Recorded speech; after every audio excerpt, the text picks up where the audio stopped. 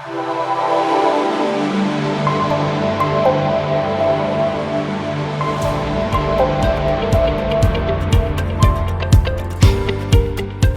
look who's here, Julien. How are you? How's Paris? What's the evening like? How's your life? Good morning, Max. My life is great. I am not the one with a couch in the background, so it feels like it's not me we should be worrying about today. How is it going? How is your Max life? Well, to tell you the truth, I don't think we have to worry about me either. I actually have a good story. Wow. Hold So on. it Before is you even possible. get we have very few stories on the Hall of Fame, and none of those are yours. Is that Hall of Fame material, or is it just a good story but not an amazing story? Well, let's see. Let's leave it open. All I right. had a couple that I thought were, and by the end of it, you were like, "Yeah, but," and I'm like, "Well, yeah, you're right." So let's see where this goes. I wouldn't be surprised. All right. So, I'm all ears. okay. Uh, Again, this is the story of a good customer experience for me, but a pretty awful experience for the deer that I killed when I hit it with my car a couple of weeks ago. Remember that? Um, last time I shared dealing with the insurance company, and that was a mixed bag. It was easy and simple, but a little bit. I had some agent issues. You did. So now I want to talk about the shop where I took the car to get it fixed. So there were, I don't know, they gave me a list. The insurance company gave me a list of 5 or 6, and one was, not only was it 2.5 miles from my house, but it was literally go down my street, turn right, get to their street, turn right, and there it was. So didn't even have to, in these days of GPS, who cares how complicated the turns are? But it was nice to have it be very straightforward. So I took the car there to get it looked at. It was drivable. The whole left side, all the lights and everything were dead. So I couldn't drive it at night, but I could drive it, 2 miles to get to the place and have them look at it. They looked at it and said, okay, a very nice young lady, looked through everything and okay, well, here's a preliminary estimate. And, and I'm just paying X amount. The insurance is paying everything else. So I'm kind of like, okay, the estimate, that's great. I think I can get this to you next Friday. We'll confirm that on Monday. Do you want to just leave the car here so you don't have to drive back and forth again?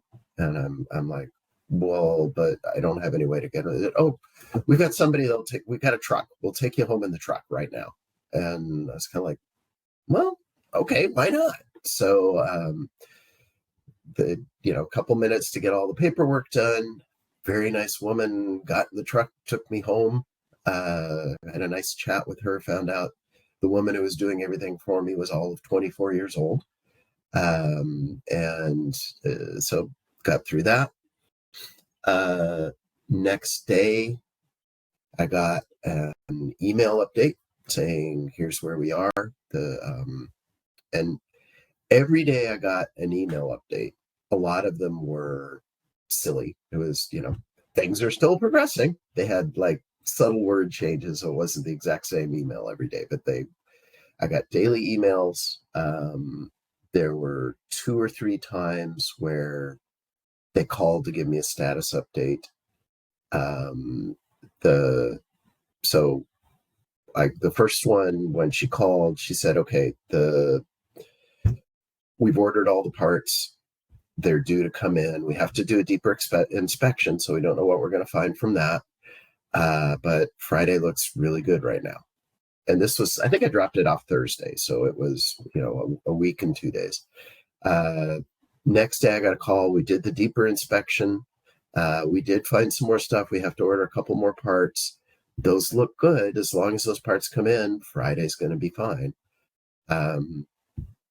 No more calls were needed. Got my daily email updates saying things are going. I realized that because I drove there, not realizing I was dropping the car off, I'd left something in the trunk. So I said, hey, can I come by and get it? Sure, absolutely. So I, dropped by later that afternoon, and they took me over. They opened up the trunk. At that point, the car was up getting worked on. It was up on the thing. And they like brought me in the back, and they opened up the trunk, and I got my stuff, and had a nice little chat, and off I went. Friday came, and Thursday, I guess she did call again on Thursday. She said, okay, I'm not sure whether you're going to be done before lunch or after lunch. If it's before lunch, I'll call you around 11. If it's after lunch, I'll call you around 1. And this ultimately was the only slip up. The car wasn't ready until this, this was Friday. This was the day it was due. It wasn't ready till like, she was estimating right before they closed at 5:30. So she didn't call me, and she was waiting to call until it was later. And we had people coming over and stuff. So I called and said, hey, what's the status? They gave me she gave me the status. And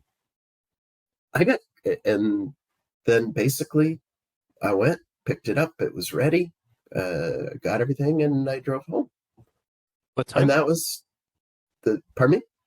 What time finally? If it was not 5:30? Finally, actually, I got confused on the time, and I went and I called to confirm that at 5:15 that it was ready for 5:20, which was the time they gave me.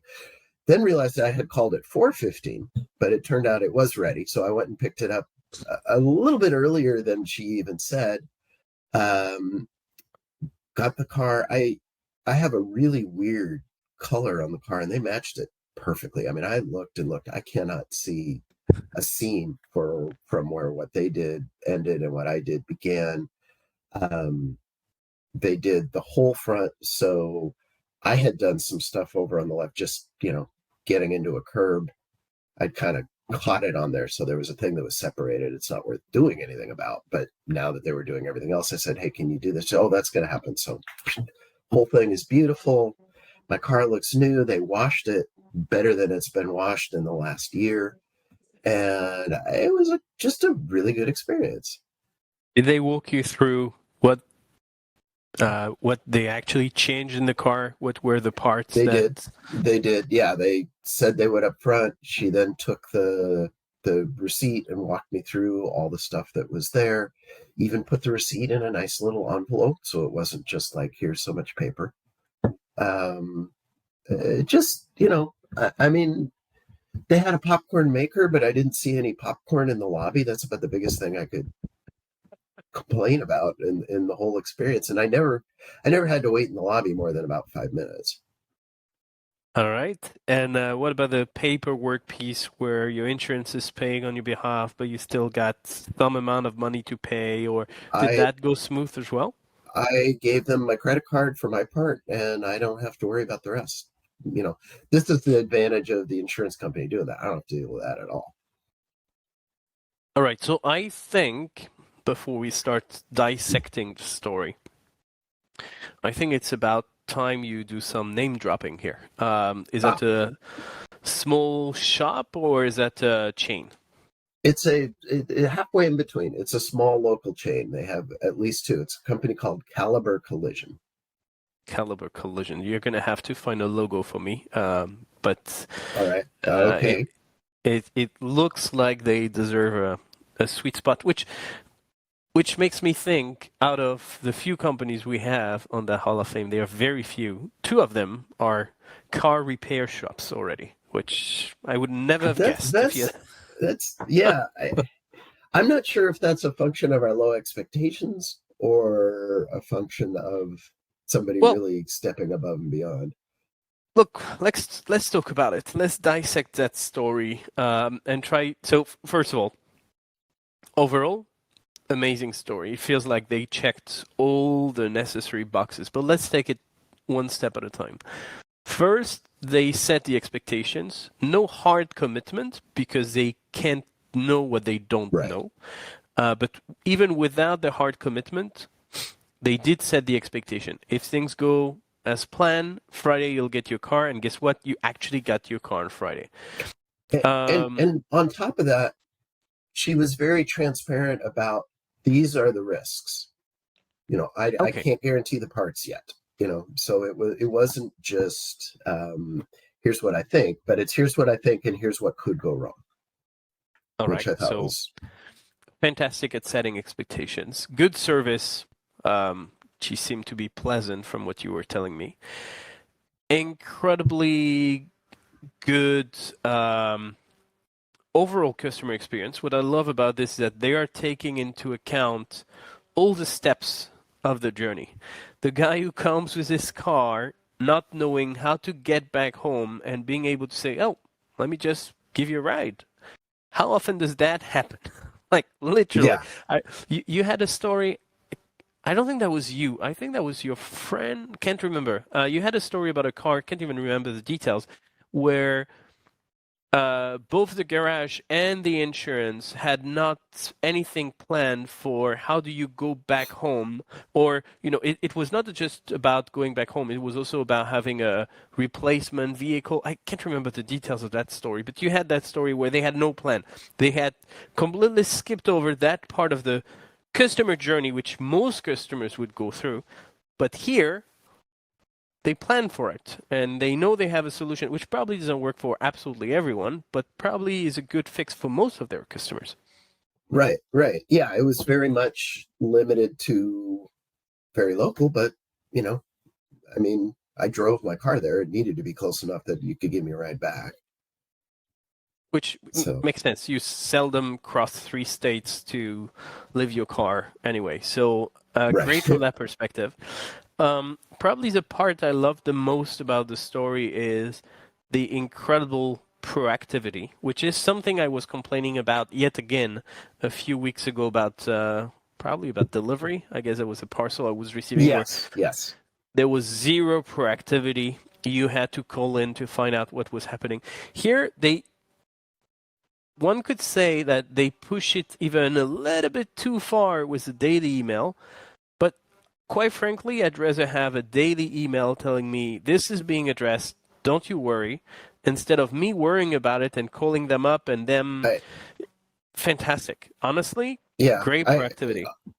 Honestly, yeah, you described it exactly how I felt about it. It was a little too often, but err on the side of too much. And one email a day, fine. It's not like that. If they'd sent one every 2 hours, that would be another thing. But it was very appropriate. And on that front, that was great for you. But I do believe that was great for the company because it takes them much less time to set their system to auto send an email on a daily basis if things are progressing than taking calls from upset, frustrated, or worrying customers saying, what's the status with my car? And them having first to deal with an angry customer, potentially angry customer, but also having to look in the system and doing that instead of dealing with the other customer. So it's definitely a huge win on their side, on top of being a great win for the customer experience. Yes, I totally agree. It was, yeah. And,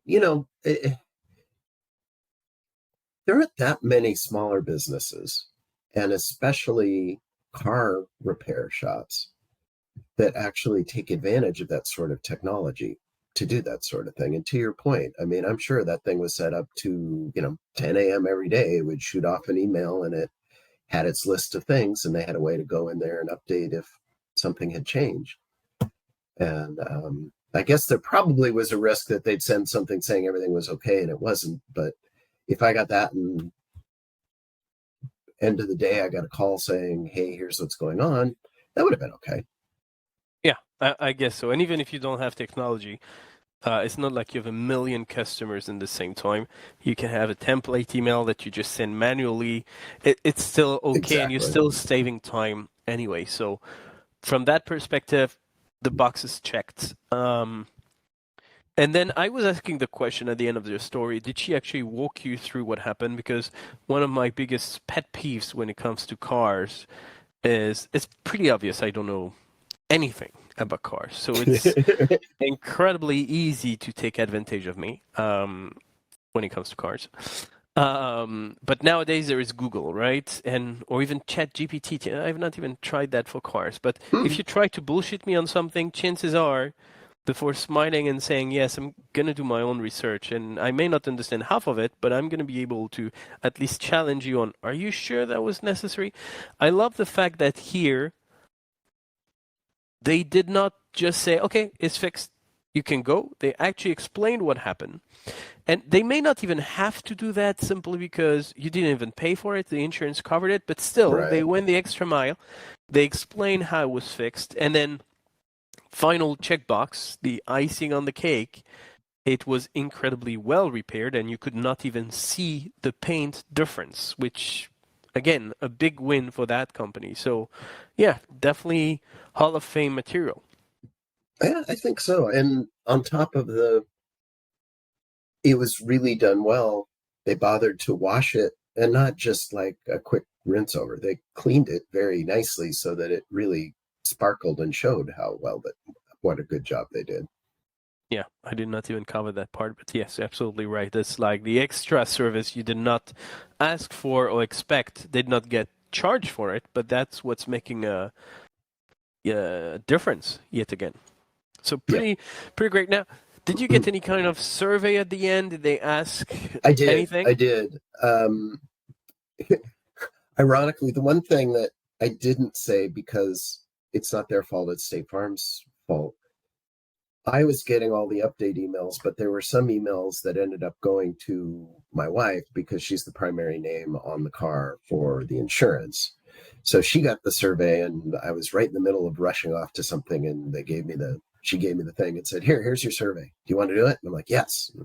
So I didn't give any comments, but I gave 10s for every question. It was the survey was a little too long. It was like, no, actually, there's an interesting point here. The survey was, 7, 8, 10 questions. So it was a little long, but it was fine. Interesting thing, when I was all done, the woman said, please do the survey. It's very important with the insurance company. And I realized that's part of the, this relationship between the insurance company and the repair shop is get listed. You get listed. You need to score well, and you need to continue to score well to be, in the highly recommended group, which is a good pressure on them. So it'd be interesting to know whether you got the VIP service because you came from the insurance, and whether you'd get the same kind of VIP service next time you come without the insurance paying for it. I'd love to know whether they're treating customers differently. If they don't, that would be a big. I had no sense that was the case. I mean, I guess I don't know how I would know either way, but I mean, it was everything was just so natural to them what they did, and this is our process. I guess they could have two separate processes, but I would be very surprised. So maybe the last question here is, would you go back? But hopefully you won't hit a deer again, but you might need to change the oil or do whatever on the car next month. Would you go back there, or will you go back to your traditional garage or shop? Interesting question. They only do collision repair. So I hope I never go back. But if I or anyone I know needs a place, I'm absolutely going to, sing their praises and go there if I can. What's their name again? Caliber Collision. All right. We had to hear this a second time at least. Get that in one more time.